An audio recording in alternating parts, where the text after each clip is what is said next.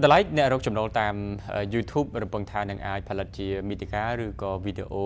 អប់រំបន្តទៀតបាននាពេលខាងមុខហើយក៏នឹងមានការផ្សាយពាណិជ្ជកម្មតាម YouTube ដើម្បីបង្កើនប្រាក់ចំណូលហើយជាពិសេសមាន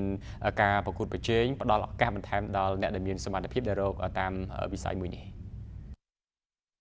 លោករតនវិបុលអ្នកគ្រប់គ្រងក្រុមរតនវិបុលនិងក្រុមស្វែងរកចំណូលតាមរយៈកម្មវិធី YouTube បានប្រាប់ BTV តាមទូរស័ព្ទនៅថ្ងៃនេះថាក្រុមរបស់លោកបានចាប់ផ្ដើមរកចំណូលតាមកម្មវិធី YouTube មានរយៈពេល5ឆ្នាំមកហើយក្នុងនោះសម្រាប់ចំណូលដែលលោកទទួលបានពី YouTube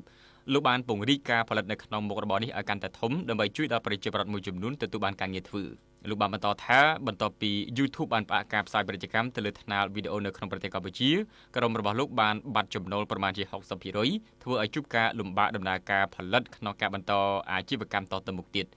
ដូច្នេះសូមឲ្យក្រសួងស្ថាប័នពាក់ព័ន្ធរបស់រាជរដ្ឋាភិបាលជួយដោះស្រាយនិងជួយពន្លឿនការងារនេះជាមួយនឹងក្រុមហ៊ុន YouTube ដើម្បីផ្ដល់ឱកាសដល់កូនខ្មែរបង្កើតគំនិតច្នៃប្រឌិតនិងភាពប្រកួតប្រជែងបន្តទៀតសូមឲ្យខាងក្រសួងជួយជំរុញជួយដោះស្រាយឲ្យចំណុចដែលពុំមានបញ្ហានឹងឡើងវិញព្រោះការដងហ្នឹងយើងទទួលបានសំរុំយើងអាចជួយថាចែកចម្លែកទៅជួយសង្គមបានច្រើនតែដល់ពេលមានបញ្ហាអញ្ចឹងក៏យើងនៅជួយដែរគ្រាន់តែការជួយហ្នឹងវាថយចុះវាអត់ដូចមុនអញ្ចឹងសង្ឃឹមថាខាងក្រសួងនឹងជួយដោះស្រាយជាមួយខាង YouTube ហ្នឹង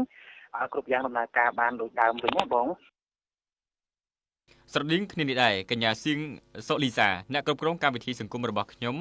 បានឲ្យដឹងថាចាប់តាំងពីការប្រឡូកជាមួយនឹងកម្មវិធី YouTube អ្វីដែលជាការល្អ YouTube ជាកម្មវិធីមួយដែលជំរុញឲ្យកញ្ញាមានគំនិតច្នៃប្រឌិតផលិតមាតិកាវីដេអូខ្លីៗដែលចាត់ទុកជាមេរៀនក៏ដូចជាការសិក្សាយ៉ាងសំខាន់សម្រាប់បន្តនៅក្នុងអាជីពនេះ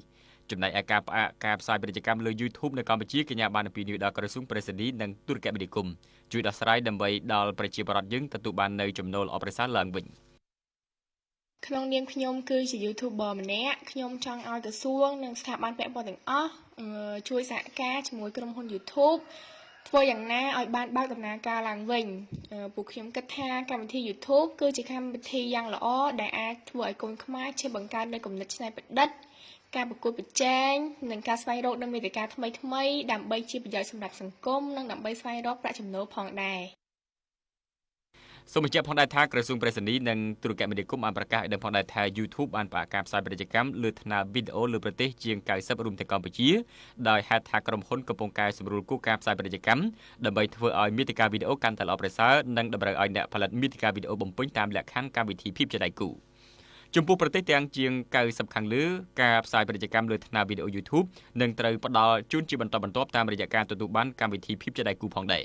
ក្នុងនោះតាមការពិនិត្យជាបឋមរបស់អ្នកតំណាង YouTube ទីផ្សារកម្ពុជាមានលក្ខណៈសម្បត្តិល្អៗជាច្រើនក្នុងការទទួលបានកម្មវិធីភាពជាដៃគូពី YouTube ដែលការសម្រេចនេះត្រូវការពេលវេលាក្នុងការរៀបចំនិងចូលរួមសហការពីអ្នកផលិតមាតិកាដោយស្របតាមគោលការណ៍និងលក្ខខណ្ឌកំណត់ដោយ YouTube ផងដែរក្រសួងប្រៃសណីនិងទូរគមនាគមន៍បានលើកទឹកចិត្តឲ្យមានការផលិតមាតិកាល្អៗដោយគោរពតាមគោលការណ៍កម្មសិទ្ធិបញ្ញាប្រកបដោយគុណភាពគំនិតច្នៃប្រឌិតនិងវិជ្ជាជីវៈដើម្បីផ្ដល់ប្រយោជន៍និងពុទ្ធិដល់សាធារណជនដោយក្រសួងនឹងបន្តសិក្សាក៏ដូចជាពិភាក្សាជាមួយ YouTube ក្នុងការដោះស្រាយកិច្ចការងារនេះឲ្យបានឆាប់រហ័ស